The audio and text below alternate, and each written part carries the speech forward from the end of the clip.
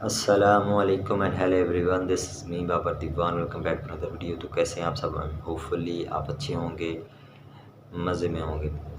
تو آج ایک بہت ہی انٹرسٹنگ ویڈیو کے ساتھ آپ سبھی کی خدمت میں حاضر ہوا ہوں، جس میں ہم دیکھیں گے کہ ایک ہندو لڑکی جو ہے ڈاکٹر ذاکر صاحب کے سامنے کھڑے ہو کے ایک سوال کرتی ہے کہ میں ایک ہندو ریلیجن سے بلانگ کرتی ہوں لیکن اسلام مذہب کو فالو کرتی ہوں۔ تو چلیے پہلے ان کے سوال کو سنتے ہیں، ڈاکٹر ذاکر صاحب اس کو کیسے ایکسپلین کرتے ہیں وہ بھی دیکھیں گے۔ آج ہم ویڈیو کافی زیادہ مزے کی ہوگی، نالجیبل ہوگی۔ اس ویڈیو کے اندر آپ کو کافی کچھ اسلامک نالج ملنے والا ہے۔ ویڈیو میں پلیز آپ نے اینڈ تک جڑے رہنا۔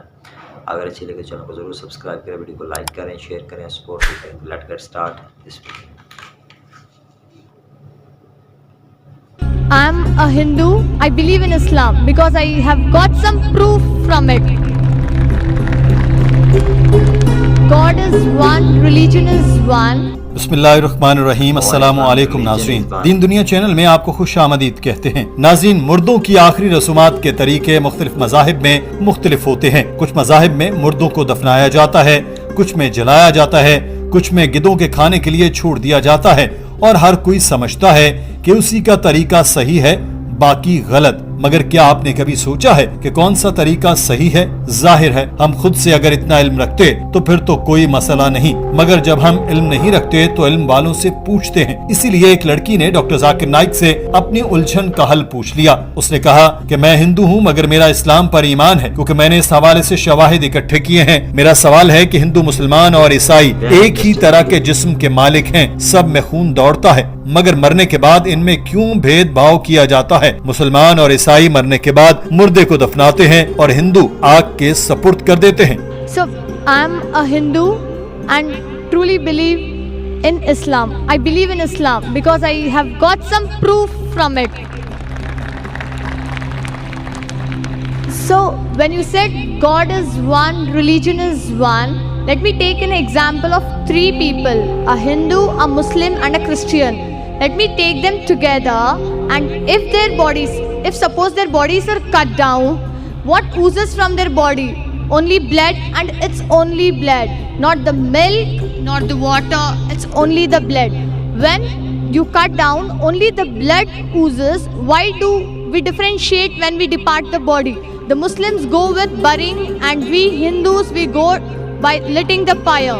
ڈاکٹر ذاکر نائک نے اس خاتون سے کہا کہ میں آپ کو ان تمام طریقوں سے متعلق فائدے اور نقصان بتا دیتا ہوں، پھر آپ دیکھ لیں کہ کیا صحیح ہے اور کیا غلط۔ ہندوازم میں بھی اجازت ہے کہ آپ دفنا سکتے ہیں۔ ہندوؤں کے کچھ فرقے کہتے ہیں کہ دفنانا ٹھیک ہے، مگر اکثریت جلانے کے حق میں نظر آتی ہے۔ ڈاکٹر صاحب نے اس خاتون کو بتایا کہ اسلام میں ہمیں حکم دیا گیا کہ ہمیں مردوں کو دفنانا ہے، کیونکہ جسم میں جو بھی اجزاء ہیں زمین ان کو جذب کر لیتی ہے، جس کے زمین کو بہت فائدے بھی ہوتے ہیں، جن پر میں بعد میں گفتگو کروں گا۔ جسم کچھ عرصے میں ہی ختم ہو جاتا ہے، یعنی ہم مٹی سے آئے اور مٹی میں ہو گئے۔ سائنسی طور پر دیکھیں تو مردے کو جلانے سے آلودگی پھیلتی ہے، دفنانے سے زمین زرخیز ہوتی ہے۔ جب آپ جلاتے ہیں تو اس کے لیے لکڑیاں چاہیے ہوتی ہیں، آپ لکڑیاں کاٹتے ہیں، آگ لگاتے ہیں، درخت کم ہو جاتے ہیں، دھوئیں کی آلودگی بڑھ جاتی ہے، دفنانے سے زمین زرخیز ہوتی ہے اور مزید درخت پھلتے پھولتے ہیں۔ بھارتی حکومت کہتی ہے کہ درخت نہ کاٹو، مگر وہ یہ نہیں بتاتی کہ اگر درخت نہیں کاٹو گے تو مردے کو جلاؤ گے کیسے؟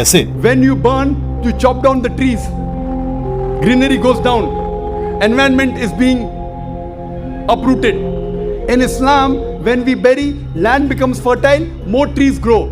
It becomes a manure. No chopping down of the trees. Better for the environment. You know, the government says, don't chop trees. If you don't chop trees, how will you burn the human body? Doctor Zakir Naik نے مزید بیان کرتے ہوئے بتایا کہ مردوں کو جلانے کا عمل زیادہ مہنگا ہے۔ سروے کے مطابق ہر سال کروڑوں اربوں روپے لکڑیوں پر خرچ کر دیے جاتے ہیں، جن کو جلا کر مردوں کو ختم کیا جاتا ہے۔ اسلام میں جب ہم دفناتے ہیں تو یہ عمل سستا پڑتا ہے۔ جب مردوں کو جلایا جاتا ہے تو اس میں استعمال ہونے والی لکڑی جل کر ختم ہو جاتی ہے، مگر دفنانے کی بات کریں تو اس میں زمین مردوں کے جسم کو کھا لیتی ہے اور اس جگہ کو دوبارہ کچھ سال بعد دفن کرنے کے لیے استعمال کیا جا سکتا ہے۔ یہ عمل سالہ سال صدیوں تک ہوتا رہتا ہے۔ تو منطقی طور پر اور سائنسی طور پر دفنانے کا عمل زیادہ سستا, زیادہ سہولت والا اور زیادہ ماحول دوست ہوتا ہے. ڈاکٹر ذاکر نائک نے اس خاتون کو بتایا کہ اسلام میں آگ میں جلانا درست نہیں. حضرت عبداللہ سے روایت ہے کہ ہم رسول اللہ صلی اللہ علیہ وسلم کے ساتھ سفر میں تھے. آپ صلی اللہ علیہ وسلم نے قضاء حاجت کے لیے تشریف لے گئے. ہم نے ایک چڑیا دیکھی جس کے 2 بچے تھے. ہم نے ان بچوں کو پکڑ لیا تو چڑیا زمین پر گر کر پر بچھانے لگی. اتنے میں رسول اللہ صلی اللہ علیہ وسلم تشریف لے آئے. آپ صلی اللہ علیہ وسلم نے دریافت فرمایا کہ اس کا بچہ پکڑ کر کس نے اس کو بے قرار کیا, اس کا بچہ اس کو دے دو. اور آپ صلی اللہ علیہ وسلم نے چونٹیوں کا ایک سوراخ دیکھا جس کو ہم نے جلا دیا تھا. آپ صلی اللہ علیہ وسلم نے دریافت فرمایا یہ کس نے جلایا؟ ہم نے کہا ہم نے جلایا ہے. آپ صلی اللہ علیہ وسلم نے فرمایا کسی کے لیے یہ بات روا نہیں کہ وہ آگ سے تکلیف پہنچائے سوائے آگ کے پیدا کرنے والے کے. یہ کہہ کر ڈاکٹر ذاکر نائک اپنی سیٹ پر جا بیٹھے. ناظرین, یہاں ایک اور شخص مائک پر آیا اور اس نے اپنا سوال رکھنا چاہا. اجازت ملنے پر اس نے بتایا کہ اس کا نام مایور ہے, وہ مسلمان ہے مگر اپنے ایک غیر مسلم دوست کی طرف سے سوال کرنا چاہتا ہے جو مائک پر آنے سے شرماتا ہے. اس شخص نے سوال کیا کہ ڈاکٹر ذاکر نائک نے اپنے لیکچر میں کئی پیشگوئیوں کا ذکر کیا ہے, کیا یہ ممکن ہے کہ ان پیشگوئیوں کو بعد میں بدل دیا گیا ہو؟ وہ شخص آپ صلی اللہ علیہ وسلم کی آمد سے متعلق پیشگوئیوں کا ذکر کر رہا تھا جن کو بائبل اور ویدوں سمیت تمام مذہبی صحیفوں میں بیان کیا گیا. His question is, all the prophecies that Zakir Bhai quoted, is it possible that these prophecies were being edited later on in all the various scriptures of the world to preach Islam in a other way? So doctor Zakir Naik نے اس نوجوان کے سوال کے جواب دیتے ہوئے بتایا کہ اگر ویدوں میں آپ صلی اللہ علیہ وسلم کی آمد سے متعلق پیشگوئیوں کا ذکر ہے اور آپ سمجھتے ہیں کہ یہ غلط ہے تو آپ کو اپنا غلط صحیفہ چھوڑ کر سچ بتانے والے قرآن کو تھام لینا چاہیے. اگر یہ پیشگوئی صحیح ہے تو ہندوؤں کو صحیفوں میں لکھی ہر بات کو ماننا چاہیے.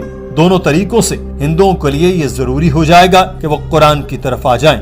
If it is not added, if the scripture is pure, you have to believe it to be the word of God. You have to follow Muhammad sallallahu alaihi wasallam. If you say it is added, that means your scripture is corrupted. You leave your scripture aside. So if you leave your scripture aside, the only pure scripture is the Quran. Both ways you come to the Quran. Heads I win, tails you lose. Doctor Zakir Naik نے کہا کہ چاہے ہندو اپنے صحیفوں پر یقین کریں یا نہ کریں, ان کے لیے مشکل یہ ہے کہ وہ دونوں میں پھنستے ہیں. اس لیے ان کے مندر نہیں چاہتے کہ ان کے گاہک کم ہو جائیں. ان کو روپیہ اور سونا چڑھتا ہے تو وہ غلط باتیں بتانا شروع کر دیتے ہیں جو انتہائی غلط ہے. لوگوں کو چاہیے کہ اپنے صحیفوں کو پڑھیں اور ان سے سیکھ کر عمل کریں. ناظرین, آج کی ویڈیو کے بارے میں آپ کی رائے کیا ہے؟ کمنٹ سیکشن میں ضرور آگاہ کیجیے گا. اپنا خیال رکھیے. اللہ حافظ. ہاں تو آپ نے یہ ویڈیو دیکھی, امید کرتا ہوں اس ویڈیو سے آپ کو کافی کچھ اسلامک نالج ملا ہوگا. یہ جو سوال پیچیدگیاں مطلب لاتے ہیں ڈاکٹر ذاکر صاحب کے سامنے, آئی تھنک یہ لوگوں کی لائف سے ہوتی ہوتی ہیں, تو اس لیے لوگ اتنے مطلب ٹف قسم کے جو سوالات لے کے آتے ہیں ڈاکٹر ذاکر صاحب اس کو اتنے اچھے طریقے سے ایکسپلین کرتے ہیں, بتاتے ہیں, کنفیوژن دور کرتے ہیں, ان کی مشکلات کا حل بتاتے ہیں اور ان سے اور بھی اسلام کا مطلب نام روشن ہوتا ہے. اور ڈاکٹر ذاکر صاحب تو آپ کو پتہ ہی ہے کتنی اچھے طریقے سے ایگزامپل دیتے ہیں, وضاحت پیش کرتے ہیں, لوگ ماننے پہ مجبور ہو جاتے ہیں. تو اگر آپ کو اسی طرح کی ویڈیو میرے چینل پہ دیکھتے رہتے ہیں تو آپ نے چینل کو ضرور سبسکرائب کرنا, ویڈیو کو لائک کرنا, شیئر کرنا, سپورٹ بھی کرنا. Take care, bye bye.